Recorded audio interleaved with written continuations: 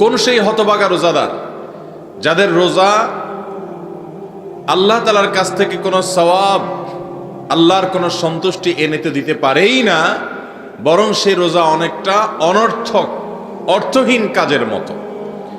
এই সম্পর্কে নবী করিম সাল্লাল্লাহু আলাইহি সাল্লাম বলেছেন, মাল্লাম ইয়াদা কাওলা যুরি ওয়াল আমাল বিহ, যে ব্যক্তি মিথ্যা কথা এবং মিথ্যা কাজ, প্রতারণা, ধোঁকা, মানুষকে ঠকানো, 2 নাম্বারি, এই সমস্ত কাজ যে ব্যক্তি পরিহার করলো না রোজা রেখে, একদিকে সে রোজা রাখছে, অপরদিকে সে অন্যান্য গুনাহ করছে, এরকম যদি কেউ করে, ফালাইসা লিল্লাহি হাজাতুন আইয়াদা তাআমাহু ওয়া শারাবাহু, তাহলে এই রোজাদার ব্যক্তি না খেয়ে যে কষ্ট করলো এবং তৃষ্ণা থাকা সত্ত্বেও তৃষ্ণা নিবারণ করলো না, পান আহার কোনোটাই করলো না, তার এই পান এবং আহার ত্যাগ, এটাতে আল্লাহর কোনো বিশেষ প্রয়োজন নাই।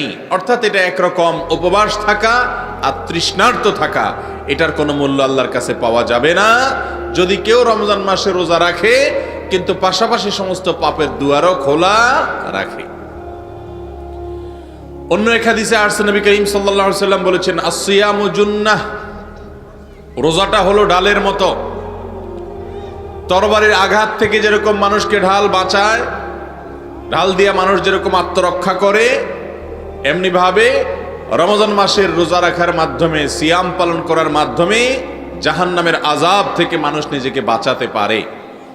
কিন্তু সাধারণ ঢাল যেরকম তরবারির আঘাত থেকে মানুষকে বাঁচায়, তখন যদি ঢালটা অক্ষত থাকে, যদি ঢালটা অক্ষত না থাকে, ভাঙা ঢাল হয়, তাহলে ওই ভাঙার ভেতর দিয়ে তরবারির আঘাত লেগে যেতে পারে, ওই ঢাল তাকে পরিপূর্ণ রক্ষা করে না। ঠিক একইভাবে নবী সাল্লাল্লাহু আলাইহি সাল্লাম বলেছেন, রমজান মাসে কেউ রোজা রাখলো, রোজা রেখে সিয়াম পালন করে সে যদি হারাম কাজ কাম না ছাড়ে, গুনাহের কাজ, পাপের কাজ যদি না ছাড়ে, তাহলে শুধু সাহরি আর ইফতার করে রোজার স্ট্রাকচার তৈরি করে তেমন কোনো লাভ নাই। কারণ এই রোজাও জাহান্নাম থেকে বাঁচানোর জন্য ভাঙা ঢালের মতো, পরিপূর্ণভাবে জাহান্নাম থেকে বাঁচাতে পারবে না। অতএব কিয়ামতের ময়দানে আমাদের এই কষ্ট করে রাখা রোজাগুলো, এই সওমগুলো আল্লাহ তাআলার কাছে এর বিনিময়ে যেন আমরা পাই, সেটাকে আমরা সবাই চাই কি চাই না? যদি চাই, তাহলে রমজান মাসের সিয়ামকে অর্থবহ করার জন্য, সার্থক করার জন্য আমাদেরকে সিয়াম সাধনার পাশাপাশি, পান এবং আহার বর্জন করার পাশাপাশি সকল প্রকার হারাম কাজ বর্জন করার অভ্যাস গড়ে তুলতে হবে। চেষ্টা করব না ইনশাআল্লাহ? যদি আপনি একদিকে রোজা রাখছেন, আবার অপর দিকে মোবাইলে হারাম কোনো ফিল্ম দেখছেন, নাটক দেখছেন, সিনেমা দেখছেন, কোনো পরনারীর ছবি দেখছেন, হারাম কোনো সম্পর্ক কারোর সাথে করছেন, চ্যাট করছেন কারোর সাথে, টেলিভিশনে খারাপ কিছু দেখছেন, কাস্টমারের সাথে ধোঁকাবাজি করছেন, প্রতারণা করছেন, তাকে ঠকাচ্ছেন, ওজনে কম দিচ্ছেন, সুদ ঘুষের কারবার করছেন, নানামুখী অপরাধের যে কাজ আছে সেগুলোর কোনোটা করছেন, তাহলে আপনার এই রোজা রাখাটা অনেকটা অর্থহীন হয়ে যেতে পারে, অনেকটা মূল্যহীন হয়ে যেতে পারে, এটার কোনো মূল্য আল্লাহর কাছে নাও পাওয়া যেতে পারে। মুহতারাম হাজিরিন, অতএব আমাদের রমজান, আমাদের সিয়াম, এটা যেন ব্যর্থতায় পর্যবসিত না হয়, এটা যেন অনর্থক না হয়, সেজন্য আমাদেরকে এখন থেকে প্রতিজ্ঞা করতে হবে যে রমাদানের প্রতিটা রোজা রেখে আমি তাকওয়া অর্জন করার যে প্রশিক্ষণ সেটা গ্রহণ করব। কারণ গোটা রমাদান মাস হলো মুত্তাকিদের তাকওয়া শেখার স্কুল। তাকওয়া শেখার কি ভাই? স্কুল। এই স্কুলে ভর্তি হয়ে 30 দিন সিয়াম সাধনা করে আমরা মূলত তাকওয়ার ট্রেনিং নেই, তাকওয়ার শিক্ষা এটা আমরা অর্জন করি। আমাদের ক্ষুধা থাকে, হাতের কাছে হয়তো খানাও থাকে, তারপরেও আমরা খাই না। পিপাসা লাগে, হাতের কাছে পানিও হয়তো থাকে, তারপরেও আমরা পানি পান করি না। কেন করি না? আল্লাহর ভয়। যে আল্লাহর ভয়ে হালাল খানা, হালাল পানীয় পান করা, এটা আপনি ছেড়ে দিছেন, অথচ সেই আপনি অনেক হারাম খাচ্ছেন, মানুষকে ধোঁকা দিয়ে যে উপার্জন করছেন, ঠকায়া যে উপার্জন করছেন, প্রতারণা করে যে উপার্জন করছেন, মিথ্যা কথা বলে যে উপার্জন করছেন, সেটা কি হালাল না হারাম? দিনের বেলায় আপনার বাসায়, আপনার বাড়িতে, আপনার ঘরে যে রান্না করা ভাত তরকারি আছে, হয়তো এটা হালাল, তারপরেও সেটা খাচ্ছেন না, কারণ আল্লাহ নিষেধ করেছেন। তাহলে হারাম যে উপার্জন করছেন সেটা থেকে বাঁচা, সেটা থেকে বিরত থাকা কত বেশি গুরুত্বপূর্ণ রমাদানের সিয়াম সেই শিক্ষাটা আমাদেরকে দেয় কি দেয় না? অতএব মুহতারাম হাজিরিন, আমরা যদি চাই যে রমাদানের এই স্কুল থেকে কিছু শিক্ষা অর্জন করব, তাহলে আমাদেরকে এখান থেকে শিক্ষা নিতে হবে। শিক্ষাটা এভাবে যে আমাকে আল্লাহ তাআলা পান এবং আহার করতে নিষেধ করেছেন, হালাল পানীয়, তারপরও পান করা যাবে না কারণ আমি রোজাদার। হালাল খাদ্য তারপরও খাওয়া যাবে না কারণ আমি রোজাদার। রোজা অবস্থা আল্লাহ তাআলা নিষেধ করেছেন। তো যে আল্লাহর ভয়ে পান এবং আহার ছাড়তেছি, সে আল্লাহর ভয়ে ঘুষ ছাড়তে হবে, সে আল্লাহর ভয়ে সুদ ছাড়তে হবে, সে আল্লাহর ভয়ে মানুষকে ঠকানো যাবে না, সে আল্লাহর ভয়ে মানুষকে ওজনে কম দেওয়া যাবে না, সে আল্লাহর ভয়ে প্রতারণা করা যাবে না, সে আল্লাহর ভয়ে মিথ্যা কথা বলা যাবে না, সে আল্লাহর ভয়ে কোনো প্রকার হারাম কাজ করা যাবে, সে আল্লাহর ভয়ে কারোর আইল ঠেলা যাবে না, সে আল্লাহর ভয়ে মোবাইলে খারাপ কিছু দেখা যাবে না, সে আল্লাহর ভয়ে টেলিভিশনে হারাম কিছু দেখা যাবে না, সে আল্লাহর ভয়ে মুখ খারাপ করা যাবে না, সে আল্লাহর ভয়ে কোনো প্রকার অন্যায় কাজ করা যাবে না। যে ব্যক্তি রমজানে রোজা রেখে সকল প্রকার গুনাহ এবং পাপের কাজ ছাড়তে পারলো, এই ব্যক্তি আল্লাহর খাতায় সবচেয়ে সৌভাগ্যবান মানুষ, সফল রোজাদার, সার্থক রমাদান পালনকারী মানুষ হয়ে গেল। এই ব্যক্তির রোজা এটা তার জান্নাত পর্যন্ত তাকে নিয়ে যাবে, মুত্তাকি বানিয়ে ছাড়বে। আল্লাহ তাআলা আমাদের সবাইকে মুত্তাকি হওয়ার তৌফিক দান করুন। আমরা সবাই মুত্তাকি হতে চাই কি চাই না? যদি চান তাহলে রমজান মাসে রোজা রেখে কোনো লোক আপনার সাথে যদি ঝগড়া করতে আসে, তাহলে জবাবে তাকে কোনো খারাপ কথা বা পাল্টা কোনো কিছু বা জবাব দেওয়া যাবে না। কারণ নবী করিম সাল্লাল্লাহু আলাইহি সাল্লাম বলেছেন, যদি কেউ রোজা রাখে আর এই রোজাদারের সাথে কেউ যদি ঝগড়া করে, রোজাদারের সাথে কেউ যদি কি করে, ঝগড়া করতে আসে, এমন কোনো কথা বলে যে কথা বলার কারণে তার মেজাজ গরম হয়ে যায়, তার ঝগড়া করতে ইচ্ছা করে, তারপরও সে যদি বলে রোজাদার হিসেবে ইন্নী সায়েম, নবী করিম সাল্লাল্লাহু আলাইহি ওয়াসাল্লাম শিখিয়ে দিয়েছেন যে তুমি রোজাদার আছো, কেউ তোমাকে খারাপ কথা বলতেছে, কেউ তোমাকে একটা গালি দিছে, কেউ তোমাকে ঝগড়া করতে উদ্বুদ্ধ করছে, প্ররোচিত করছে, তোমার মেজাজ গরম হয়েছে, কিন্তু তোমার মাথায় আছে যে তুমি রোজাদার। রোজা রাখা মানে হলো হারাম এবং খারাপ কাজ, বদভ্যাস, এগুলা ছাড়ার পরিকল্পনা করা, প্ল্যান করা, অভ্যাস করা, ট্রেনিং নেওয়া। তো তুমি সাথে সাথে ওই ব্যক্তিকে বলবে ফালিয়াকুল ইন্নী সায়েম, ওই লোকটাকে বলবা, ভাই তুমি আমাকে একটা গালি দিয়া, একটা খারাপ কথা বলে, একটু ঝগড়া করে আমার মেজাজ গরম করে দিচ্ছ, আমি চাইলে তোমার জবাব দিতে পারি, কিন্তু দিব না, কারণ আমি রোজাদার। আমি কি? অতএব রোজা শুধু এই উদরের হয় না, পেটের রোজা হয় না, শুধু রোজা শুধু পিঠের হয় না, রোজা শুধু পানাহার এবং যৌনতা বর্জন করেই হয় না। রোজা চোখের হয়, রোজা কানের হয়, রোজা হাতের হয়, রোজা পায়ের হয়, রোজা মনের হয়, রোজা নাকের হয়, রোজা মুখের হয়, প্রত্যেকটা অঙ্গ প্রত্যঙ্গের কি হয়? রোজা। কারণ যেটাকে আমরা রোজা বলতেছি, কোরআন হাদিসের ভাষা সেটাকে বলা হয়েছে সওম বা সিয়াম। এই সিয়াম মানে বিরত থাকা, বিরত থাকা, না করা, পান না করা, আহার না করা এবং যৌন চাহিদা পূরণ না করা। এই তিনটা না করার মাধ্যমেই শুধু রোজা সীমাবদ্ধ নয়। নবী করিম সাল্লাল্লাহু আলাইহি ওয়াসাল্লামের যে হাদিসগুলো আমরা শুনলাম, জানলাম, সেগুলোর আলোকে বোঝা যায় আমাদের প্রতিটি অঙ্গ প্রত্যঙ্গের সিয়াম আছে। মনের রোজা হলো কি? মনকে বিরত রাখা। ওই যে পেটকে যেরকম পানাহার থেকে বিরত রাখছেন, মনটাকে বিরত রাখতে হবে খারাপ চিন্তা থেকে। কোত্থেকে বিরত রাখতে হবে? খারাপ কোনো কিছু চিন্তা মনে করা যাবে না রোজা রেখে। চোখের রোজা হলো চোখ দিয়ে হারাম কিছু দেখা যাবে, কানের রোজা হলো কান দিয়ে হারাম কিছু শোনা যাবে না, মুখের রোজা হলো মুখ দিয়ে হারাম কিছু বলা যাবে না। হাতের রোজা হলো হাত দিয়ে হারাম কোনো কাজ করা যাবে, পায়ের রোজা হলো এই পাওকে হারাম কোনো কাজে ব্যবহার করা যাবে।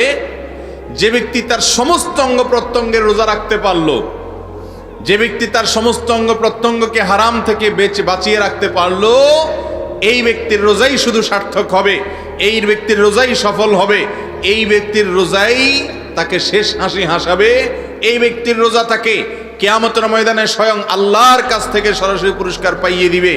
এই ব্যক্তির রোজা থাকে জান্নাতের একটা স্পেশাল গেট, রাইয়ান যার নাম, সেই গেট দিয়ে প্রবেশ করাবে ইনশাআল্লাহ। আল্লাহ তাআলা আমাদের সবাইকে শুধুমাত্র পেটের রোজা নয়, বরং আমাদের শরীরের প্রতিটি অঙ্গ প্রত্যঙ্গের সিয়াম, প্রতিটি অঙ্গ প্রত্যঙ্গের রোজা রাখার তৌফিক দান করুন, বলুন আমিন। মুহতারাম হাজিরিন, আমাদের সমাজে শত শত হাজার হাজার লক্ষ লক্ষ মানুষ রোজা রাখে, কিন্তু বেশিরভাগ মানুষের রোজা হয় শুধুমাত্র পেটের রোজা, চোখের রোজা হয় না, হাতের রোজা হয় না, মুখের রোজা হয় না, কানের রোজা হয় না।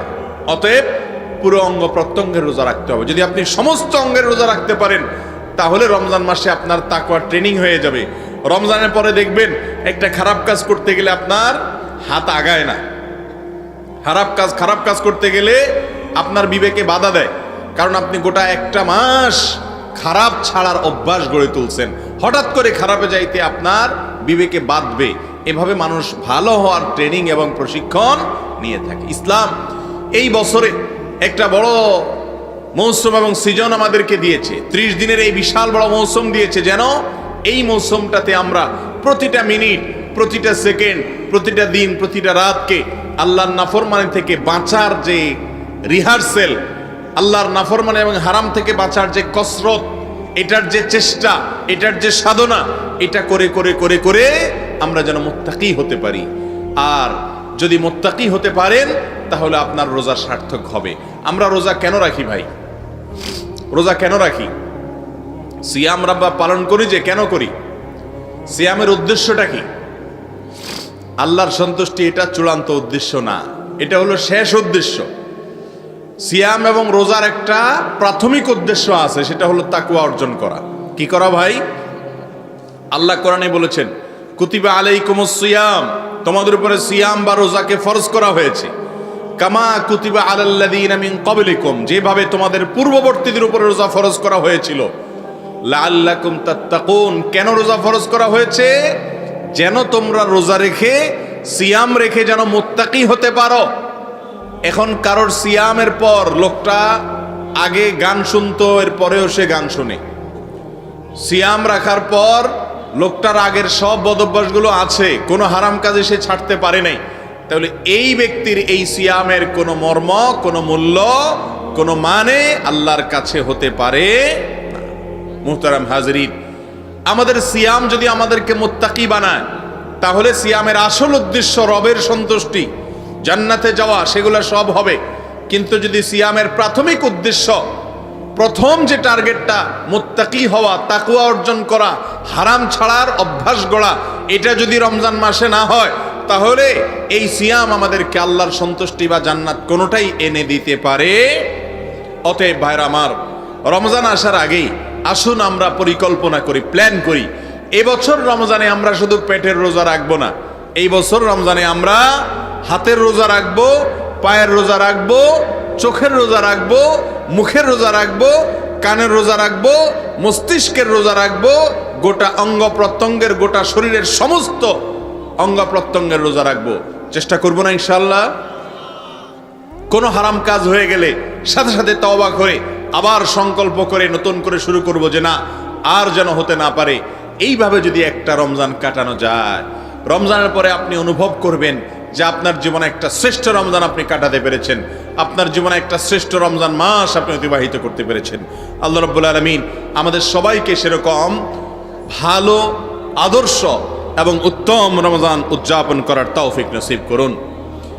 আল্লাহ রাব্বুল আলামিনের কাছে এখন থেকে দোয়া চাইতে হবে, এখন থেকে চেষ্টা করতে হবে, এখন থেকে বোঝার চেষ্টা করতে হবে যে রমজান এটা এসেছে আমাদেরকে মুত্তাকি করবার জন্য, মুত্তাকি করবার জন্য। নবী করিম সাল্লাল্লাহু আলাইহি ওয়াসাল্লাম বিভিন্ন হাদিসে বলেছেন, বিভিন্ন হাদিসে, এক হাদিসে আসছে তিনি বলেছেন, রুব্বাস সাইমিন লাইসা লাহু মিন সিয়ামিহি ইল্লাল জু', বহু রোজাদার আছে যেই ব্যক্তির রোজায় উপোস